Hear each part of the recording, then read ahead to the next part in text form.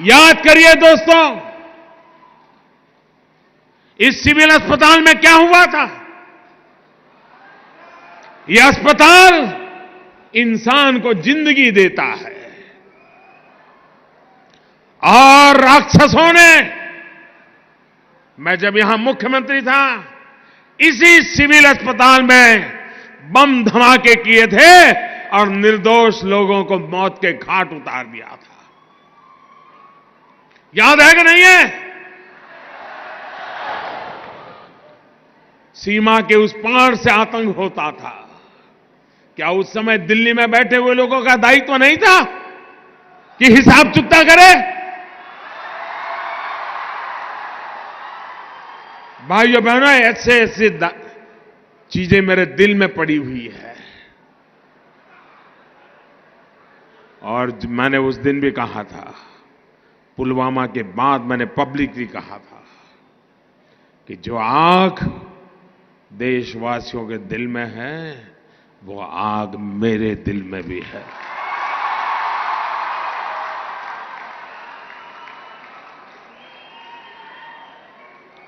अगर उस समय सरकार में दम होता तो अहमदाबाद की सिविल अस्पताल में निर्दोषों की जान लेने वालों को वहां जाकर के भी हिसाब चुकता कर देते। भाई, मुंबई में 26/11 हुआ, निर्दोष लोगों को मौत के घाट उतार दिया गया, और हम कुछ दिन के बाद चलो अब ठीक हो गया, सब लोग काम पे लग गए। आप मुझे बताइए दोस्तों, आतंकवाद के खिलाफ लड़ना चाहिए कि नहीं लड़ना चाहिए? आतंकवाद को जड़ मूल से उखाड़ना चाहिए कि नहीं उखाड़ना चाहिए?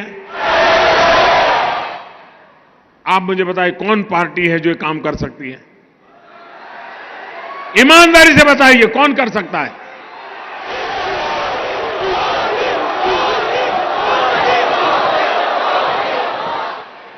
हम एक तरफ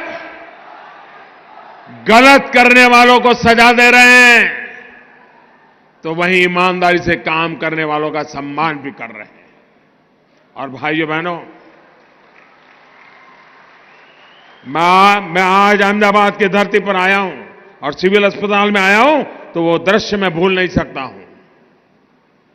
और इसलिए मैं आपको कहना चाहूंगा, 7वें पाताल में होंगे उनको भी मैं छोड़ने वाला नहीं हूं।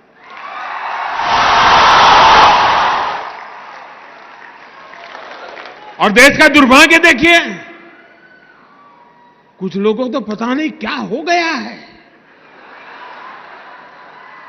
आज पाकिस्तान के अखबार की हेडलाइन देख लीजिए, भारत के नेताओं जो बयानबाजी करते हैं वो पाकिस्तान के न्यूज पेपर की हेडलाइन बन जाती है। ऐसे नेता ऐसी बातें करते हो जो पाकिस्तान के टीवी पर दिखा रहा है, पाकिस्तान की पार्लियामेंट में चर्चा हो रही है। क्या ये देश हित का काम है क्या? आप ऐसी बात बोलोगे जिसे पाकिस्तान तालियां बजाए? अरे देश की जैन सेना ने पराक्रम किया है, देश की सेना ने हिम्मत दिखाई है, और मैं दोस्तों इंतजार लंबा नहीं कर सकता।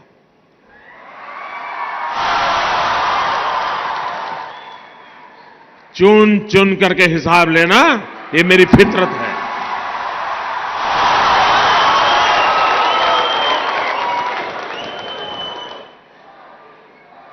कब तक निर्दोष लोगों को मारने देंगे?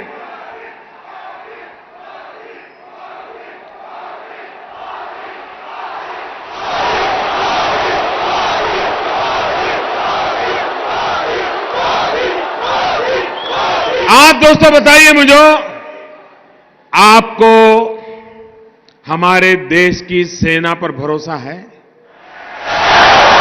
उनकी बातों पर भरोसा है? वो जो कहते हैं उस पर आप विश्वास करते हैं? सेना जो कहे उस पर मुझे विश्वास करना चाहिए, सेना जो कहे उसको मुझे मानना चाहिए। लेकिन कुछ लोग हैं जिनको सेना की बात भी पसंद नहीं थी, अरे मोदी की बात मत मानो भाई, मैं नहीं कहता हूं मेरी बात मानो, कम से कम सेना पर तो अविश्वास मत करो। उनके पराक्रम पर तो दाग मत लगाओ। वो जान की बाजी लगा करके खेलता है, वो देश के लिए मर मिटने के लिए निकलता है और सफल होकर के आता है,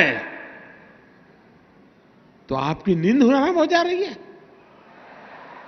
और मान लीजिए ये हमारे सेना के लोग गए थे और मान लीजिए वहां कुछ हमारी योजना के हिसाब से ना हुआ होता और कुछ उल्टा हो गया होता, तो ये लोग क्या करते? क्या करते मुझे बताइए? किसका इस्तीफा मांगते हैं? किसका इस्तीफा मांगते हैं? क्यों भाई? मतलब राजनीति आप कर रहे हो, अब सफल हो गए तो चिल्ला रहे हैं कि मोदी ने तो आर्मी का नाम ही नहीं देना चाहिए, जय जवान जय किसान भी नहीं बोलना चाहिए।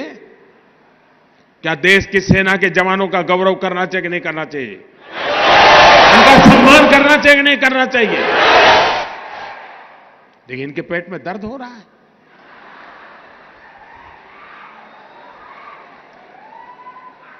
अब ये कहते हैं ये तो चुनाव वाला खेल है। जब सर्जिकल स्ट्राइक हमने पहली बार की तब कहां चुनाव था भाई? ये हमारा सिद्धांत है, हम घर में घुस के मारेंगे।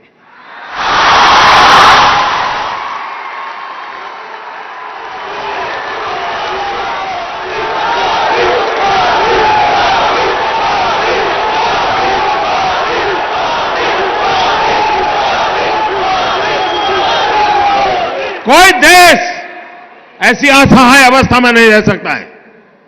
40 साल से आतंकवाद हिंदुस्तान के सीनों में गोलियां दाग रहा है जी। भारत मां की सीने में गोलियां दागी जा रही है, बम धमाके किए जा रहे हैं, निर्दोषों को मारा जा रहा है। लेकिन वोट बैंक की राजनीति में डूबे हुए लोग कदम उठाने से डरते हैं। मुझे सत्ता की कुर्सी की परवाह नहीं है, मुझे चिंता मेरे देश की, मुझे चिंता मेरे देश की है, मेरे देश के लोगों की सुरक्षा की है। और इसलिए मेहरबानी करके ऐसे मसलों पर राजनीति मत करो। अरे मोदी कहता है कि मैंने इतने घर बनाए, उस पर विवाद करो ना। मोदी झूठ बोल रहा है, सच बोल रहा है, सही कह रहा है, नहीं करो ना विवाद। नहीं कर रहे, सेना को लेकर के करते हैं विवाद। मैं कहता हूं मेट्रो ले लाया, आपको कहना होगा कि चलो नहीं लाया, मोदी झूठ बोल रहा है। करो विवाद, कौन मना करता है भाई? मैं कहता हूं मेडी सिटी बनाया, आप बोलो मोदी झूठ बोल रहा है, मेडी सिटी नहीं बनाए। बोलो ना, कौन मना करता है तुम्हें? मोदी को गाली देने के लिए कोई कम जगह है क्या? पूरा मैदान खाली पड़ा है और मोदी को कोई इतराज नहीं है। सेना को क्यों गाली देते हो? देश के वीर जवानों को क्यों बदनाम करते हो? उनका मनोबल क्यों तोड़ते हो? और इसलिए भाइयों बहनों, मैंने प्रारंभ कहा था, मैं ऐसी धरती पर आया हूं जहां मैंने उस दिन लोगों को लाशें देखी है जी, घायल हुए डॉक्टरों को देखा है, खून से लथपथ नर्सों को देखा है।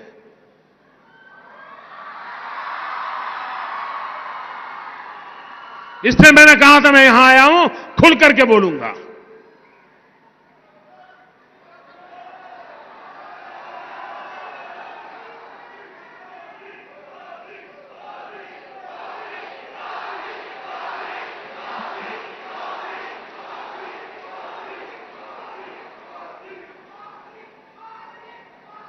दोस्तों, जिस प्रकार से हम देश की सुरक्षा के लिए प्रतिबद्ध हैं और यह लड़ाई हमने छेड़ी है जी, या मान के चलिए हम देश हित में जो भी आवश्यकता होगा उसको करना हमारी प्राथमिकता रहेगी। मैं देश को विश्वास दिलाना चाहता हूं।